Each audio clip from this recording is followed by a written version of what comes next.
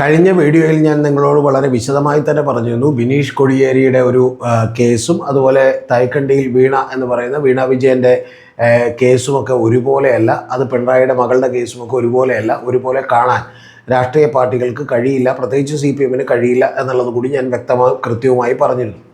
മറ്റ് ചില വീഡിയോകളിലൂടെ ഞാൻ നിങ്ങളോട് പറഞ്ഞിരുന്നു എൻഫോഴ്സ്മെൻറ്റ് ഡയറക്ടറേറ്റ് എങ്ങനെയാണ് ഒരു രാഷ്ട്രീയ പദ്ധതികൾ നടപ്പാക്കുന്ന ഉപകരണമായി പ്രവർത്തിക്കുന്നത് എന്നുള്ളതിനെക്കുറിച്ചും ഞാൻ വളരെ വിശദമായി പറഞ്ഞു.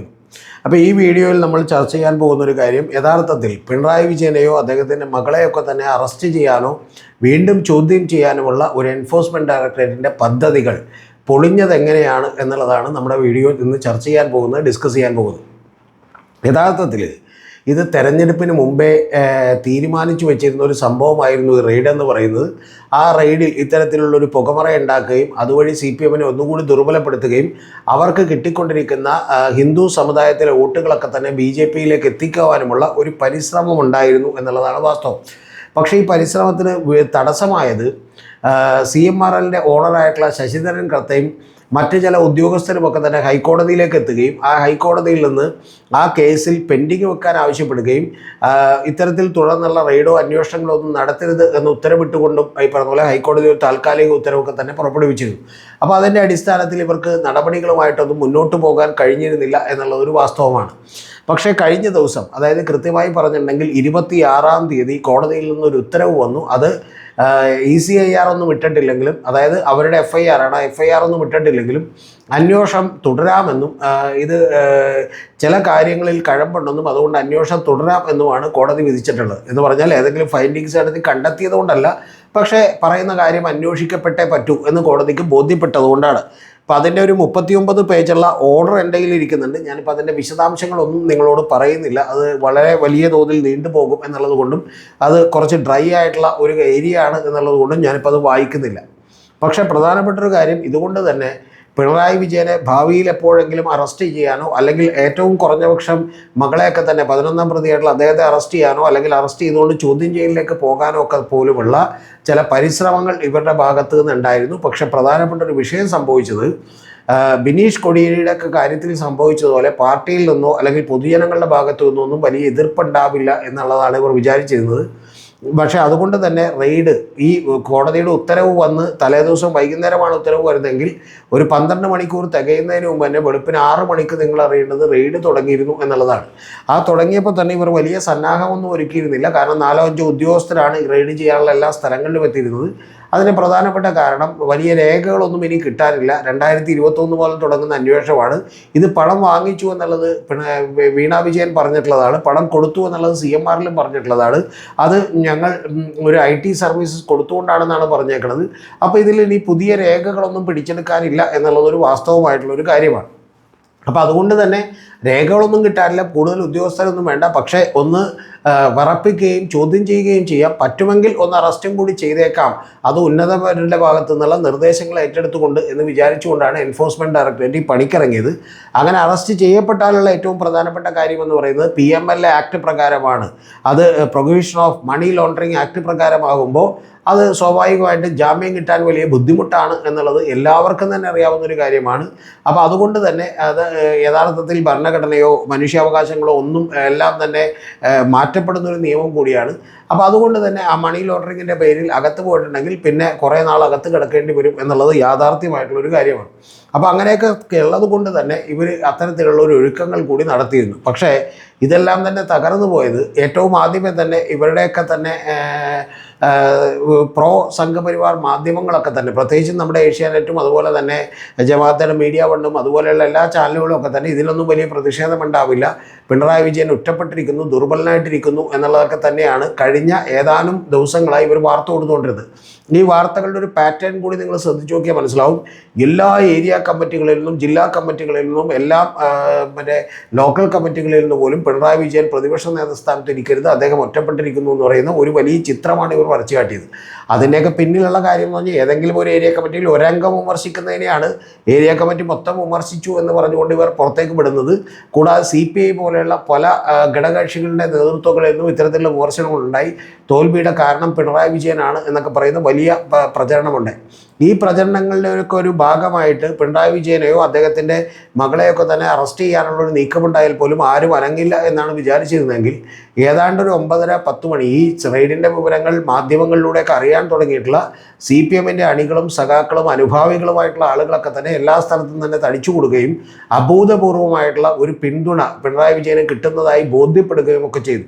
അപ്പോൾ അതിൻ്റെ അടിസ്ഥാനത്തിൽ ഇത് ഞാൻ മാത്രം പറയുന്നതല്ല, ഇത് എനിക്ക് ഏതെങ്കിലും തരത്തിൽ പക്ഷമുള്ളത് കൊണ്ട് പറയുന്നതല്ല, സത്യം പറഞ്ഞതാണ്. കാരണം നിങ്ങൾ ഈ പിണറായി വിജയനൊക്കെ എതിർക്കുന്ന മീഡിയ വണ്ണിൻ്റെ പോലും ചില ഈ ഔട്ട് ഓഫ് ഫോക്കസ് ചർച്ചകളുടെയൊക്കെ ഹെഡിങ് എടുത്തു നോക്കിയിട്ടുണ്ടെങ്കിൽ നമുക്ക് കാണാം.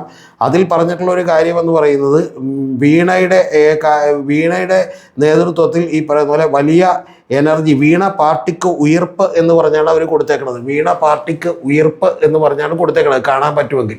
അതായത് വീണയിലൂടെ പാർട്ടിക്കൊരു ഉയർപ്പുണ്ടായി എന്ന് പറഞ്ഞാണ് അവരടക്കം കൊടുത്തേക്കുന്നത്. അപ്പോൾ അത്തരത്തിലുള്ള വലിയ പിന്തുണ കിട്ടുന്നുവെന്നും യഥാർത്ഥത്തിൽ ഇനി പിണറായിയെയോ അദ്ദേഹത്തിൻ്റെ മകളെയൊക്കെ അറസ്റ്റ് ചെയ്യാൻ കൂടി ഒരുമ്പെട്ടിട്ടുണ്ടെങ്കിൽ ഈ പിന്തുണ ഇരട്ടിക്കുമെന്നും മനസ്സിലായതുകൊണ്ട് യഥാർത്ഥത്തിൽ തങ്ങളുടെ പദ്ധതി രാഷ്ട്രീയ പദ്ധതി നടക്കില്ല എന്നും ഈ അറസ്റ്റ് കൊണ്ട് ഒരിക്കലും CPM-ഓ അല്ലെങ്കിൽ രാഷ്ട്രീയ പാർട്ടിയൊന്നും തകരാൻ പോകുന്നില്ലെന്നും അരവിന്ദ് കെജ്രിവാളിനെ അറസ്റ്റ് ചെയ്ത പോലെ രണ്ടാം നിര നേതാക്കളില്ലാത്തൊരവസ്ഥയിലേക്ക് എത്തും എന്നൊന്നും പ്രതീക്ഷിക്കരുതെന്നും യഥാർത്ഥത്തിൽ ഇവിടെ കേരളത്തിൽ തെരുവോരങ്ങളിൽ മുഴുവൻ പിണറായി വിജയന് വേണ്ടി വലിയ തോതിലുള്ള പ്രകടനം നടക്കുമെന്നൊക്കെ മനസ്സിലാക്കിയതിൻ്റെ അടിസ്ഥാനത്തിൽ ഇത് നമ്മൾ ഉദ്ദേശിച്ച പോലെ ഉള്ള ആളല്ല എന്ന് മനസ്സിലാക്കുകയും ഈ പണി ചെയ്തിട്ടുണ്ടെങ്കിൽ നമ്മുടെ പദ്ധതി മുഴുവൻ പാളുമെന്നും ഇപ്പം കിട്ടിയ 31 ലക്ഷം വോട്ട് തന്നെ നിലനിർത്താൻ അടുത്ത തെരഞ്ഞെടുപ്പിൽ പണിയാകുമെന്നും മിക്കവാറും ഈ പറയുന്ന പോലെ ഈഴവ സമുദായത്തിൻ്റെയും അതുപോലെ തന്നെ മറ്റ് OBC അതർ പിന്നോക്ക വിഭാഗത്തിൻ്റെയും ഒക്കെ വോട്ടുകൾ BJP-യിൽ നിന്ന് അടപടലം പൊഴിഞ്ഞുകൊണ്ട് അത് പിണറായി വിജയനിലേക്കൊക്കെ എത്തുമെന്നൊക്കെ മനസ്സിലാക്കിയിട്ടുള്ള ആളുകൾ ഈ പദ്ധതി ഇടക്കൊച്ചങ്ങോട്ട് നിർത്തിക്കൊള്ളാൻ പറയുകയും ഇനി നമുക്ക് വളരെ സൂക്ഷിച്ച് മാത്രം മുന്നോട്ട് പോയാൽ മതി എന്ന് പറയുകയും ഒക്കെ ചെയ്തു. അതിൻ്റെ അടിസ്ഥാനത്തിൽ കൂടിയാണ് ഈ രാഷ്ട്രീയ പദ്ധതി പാളിപ്പോയത്. ഇത് കഴിഞ്ഞിട്ടും യഥാർത്ഥത്തിൽ അവർക്ക് ഇതിൻ്റെ ശക്തി മനസ്സിലായത് റെയ്ഡൊക്കെ കഴിഞ്ഞൊരു 1:30-2 മണി 2:30 ആയപ്പോൾ എല്ലാവരും വീട്ടിൽ പോയെങ്കിൽ പോലും അത് കഴിഞ്ഞിട്ട് പോലും പാളയം മാർക്കറ്റിലും അതുപോലെ തന്നെ ഈ പറയുന്ന പാളയം ഏരിയ കമ്മിറ്റി ഓഫീസിൻ്റെ ഫ്രണ്ടിലുണ്ടായിട്ടുള്ളൊരു തർക്കത്തിൻ്റെ പേരിൽ പോലും നിരവധി ആളുകൾ, പ്രത്യേകിച്ചും രാഷ്ട്രീയ പാർട്ടികളിൽ സാധാരണക്കാരായിട്ടുള്ള പൊതുജനങ്ങളടക്കമുള്ള ആളുകൾ കൃത്യമായിട്ട് TV-ക്ക് മുന്നിലേക്കും TV മാധ്യമങ്ങളിലേക്ക് റേറ്റിംഗ് കൂടുകയും CPM-ന് അനുകൂലമായിട്ടുള്ള വാർത്തകൾ കൊടുക്കുന്ന ആളുകളുടെ റേറ്റിംഗ് കൂടുകയും ഒക്കെ ചെയ്തതോടുകൂടി ഇവർ ആകെ പരിഭ്രാന്തരായി എന്നുള്ളതാണ് വാസ്തവം. യഥാർത്ഥത്തിൽ ഞാൻ കഴിഞ്ഞ ദിവസം പറഞ്ഞ പോലെ വലിയ തോതിലുള്ള പ്രക്ഷോഭവും അതുപോലെ പൊതുജനങ്ങളുടെ താല്പര്യവുമൊക്കെ ഈ എൻഫോഴ്സ്മെൻറ്റ് ഡയറക്ടറേറ്റിനെതിരാണ് എന്ന് തോന്നൽ അവിടെ ഉണ്ടാക്കിയപ്പോഴാണ് യഥാർത്ഥത്തിൽ ഇവർ അറസ്റ്റിൽ നിന്നും ഭയന്നുകൊണ്ട് പിന്മാറിയത് എന്നുള്ളതാണ് വാസ്തവം. അതുകൊണ്ട് ഇനി ഈ പദ്ധതിയുമായി മുന്നോട്ട് പോയാൽ, അതായത് ഉച്ചയ്ക്ക് 2:30 വരെയുള്ള റെയ്ഡ് പോലും നിർത്തിയതുകൊണ്ടാണ്.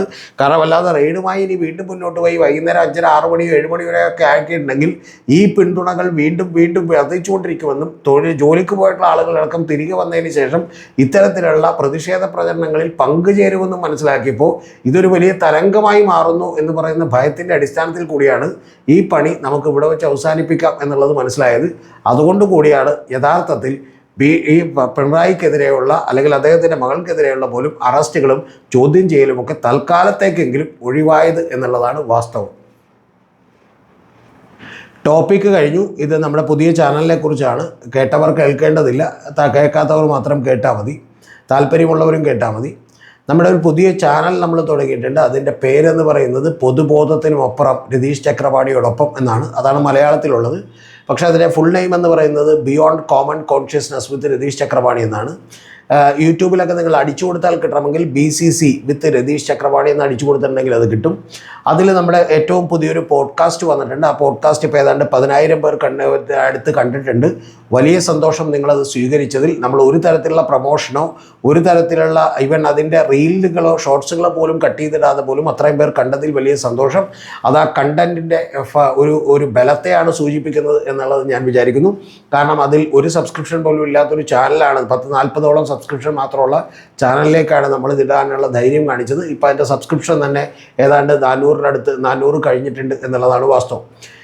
പ്രധാനപ്പെട്ടൊരു കാര്യമെന്ന് പറയുന്നത് ആ പോഡ്കാസ്റ്റ് നിങ്ങളെല്ലാവരും കാണണമെന്നാണ്. ആ പോഡ്കാസ്റ്റിൽ 2021 ഒരു കരുതൽ മുഖ്യമന്ത്രിയായിരുന്ന ക്യാപ്റ്റനായിരുന്ന പിണറായി വിജയൻ എങ്ങനെയാണ് അധികാരത്തിൽ വന്നത് എന്നുള്ളതും അതിനുശേഷം കഴിഞ്ഞ 5 കൊല്ലങ്ങൾ കൊണ്ട് എങ്ങനെയാണ് വളരെ വിദഗ്ധമായി ചില രാഷ്ട്രീയ മാധ്യമ ഗൂഢാലോചനകളുടെ താല്പര്യങ്ങൾക്കനുസരിച്ച് അദ്ദേഹത്തിൻ്റെ ഇമേജ് തകർക്കപ്പെട്ടത് എന്നുള്ളതുമാണ് ഞാൻ ആ വീഡിയോയിൽ പ്രതിപാദിച്ചിട്ടുള്ളത്. അതിൽ ചില ചെറിയ ചെറിയ മിസ്റ്റേക്കുകൾ CPM-നടക്കം പറ്റിയിട്ടുണ്ട് എന്നുള്ളതൊക്കെ വാസ്തവമാണ്. അപ്പോൾ അതിനെക്കുറിച്ചെല്ലാം വളരെ സത്യസന്ധമായിട്ടുള്ള ഒരു പോഡ്കാസ്റ്റാണിത്. 1 മണിക്കൂറും 44 മിനിറ്റുള്ള പോഡ്കാസ്റ്റാണ്. പ്രിയപ്പെട്ട പ്രേക്ഷകരെല്ലാവരും തന്നെ അത് കാണണം എന്നുള്ളത് ഞാൻ നിങ്ങളോട് അഭ്യർത്ഥിക്കുകയാണ്. അതെനിക്ക് വേണ്ടിയിട്ടല്ല, തീർച്ചയായിട്ടും ഈ ഇവിടെയുള്ള മുഖ്യധാരാ മാധ്യമങ്ങളും പത്രങ്ങളും അതുപോലെ സംഘപരിവാറിന് അനുകൂലമായിട്ടുള്ള സോഷ്യൽ മീഡിയക്കാണ് വലിയ പ്രാമുഖ്യമുള്ളത്. ആ സോഷ്യൽ മീഡിയമൊക്കെ നിങ്ങളിൽ ചെലുത്തുന്ന സ്വാധീനത്തിനും നിങ്ങളിൽ അപനിർമ്മിക്കപ്പെടുന്ന പൊതുബോധങ്ങൾക്കും അപ്പുറമുള്ള കാര്യങ്ങളാണ് അതിനകത്ത് പറഞ്ഞിട്ടുള്ളത്. അതുകൊണ്ട് തന്നെ നിഷ്പക്ഷരായിട്ടുള്ള ആളുകളൊക്കെ തന്നെ അത് കേൾക്കണം എന്നാണ് എനിക്ക് പറയാനുള്ളത്. നിങ്ങൾ ഏത് രാഷ്ട്രീയ പാർട്ടിയിൽ വിശ്വസിക്കുന്ന ആളുകളാണെങ്കിലും അത് കേട്ടാൽ നിങ്ങളുടെ കണ്ണ് തുറക്കും എന്നുള്ളത് കൂടിയാണ് എനിക്ക് പറയാനുള്ളത്. ഇപ്പോൾ ഇക്കാലത്തായി തെരഞ്ഞെടുപ്പുകളൊക്കെ ജയിക്കുന്നത് അങ്ങനെയാണ്, ഇമേജുകളൊക്കെ ബിൽഡ് ചെയ്തുകൊണ്ടാണ് എന്നുള്ളത് മറന്നു പോകരുത്. അപ്പോൾ അത്തരത്തിലുള്ള പോഡ്കാസ്റ്റുകൾ ഒരു 3-4 ഒക്കെ ഒരു മാസം ചെയ്യണമെന്ന് നമുക്കുണ്ട്. പക്ഷെ അതിന് വലിയ അധ്വാനം വേണ്ടി വരുന്ന ഒരു കാര്യമാണ്, വലിയ പണച്ചെലവുള്ള ഒരു കാര്യമാണ്. അതിനുവേണ്ടി നിങ്ങളുടെ ഒരു വലിയ സപ്പോർട്ട് കൂടി വേണം. ആ സപ്പോർട്ടിന് വേണ്ടിയിട്ട് നിങ്ങൾക്ക് ഇതേ ചാനലിൽ മെമ്പർഷിപ്പ് എടുക്കാവുന്നതാണ്. ആ മെമ്പർഷിപ്പ് 1 മുതൽ 6 വരെയുള്ള വിവിധ എമൗണ്ടുകളുണ്ട്, ചെറുതും വലുതുമായിട്ടുള്ള എമൗണ്ടുകളുണ്ട്. അതിൽ നിങ്ങൾക്ക് ഏതെങ്കിലും മെമ്പർഷിപ്പ് എടുത്താൽ നിങ്ങൾക്ക് പ്രത്യേകിച്ചൊരു ഗുണമുണ്ടാവില്ല. ഏതാനും ചില വീഡിയോകൾ നേരത്തെ കാണാമെന്ന് മാത്രമേ ഉള്ളൂ. പക്ഷെ അതിനേക്കാളപ്പുറം നമ്മളെ സപ്പോർട്ട് ചെയ്യണമെന്ന് താല്പര്യമുള്ളവർക്ക് വേണ്ടി മാത്രമുള്ള ഒരു ഓപ്ഷനാണ്. കൂടാതെ നമ്മൾ നേരിട്ട് തന്നെ സപ്പോർട്ട് ചെയ്യണമെന്നുള്ളവർക്ക് വേണ്ടിയിട്ട് നമ്മുടെ ഗൂഗിൾ പേ നമ്പറും അക്കൗണ്ട് നമ്പറും കൂടി ഡിസ്ക്രിപ്ഷനിൽ കൊടുത്തിട്ടുണ്ട് എന്നുള്ളത് കൂടി ഒന്ന് പറഞ്ഞു വെക്കട്ടെ. അപ്പോൾ നമ്മുടെ പുതിയ ചാനലിൻ്റെ പേര് മറന്നു പോകേണ്ട, അത് BCC വിത്ത് രതീഷ് ചക്രപാണി എന്നാണ്.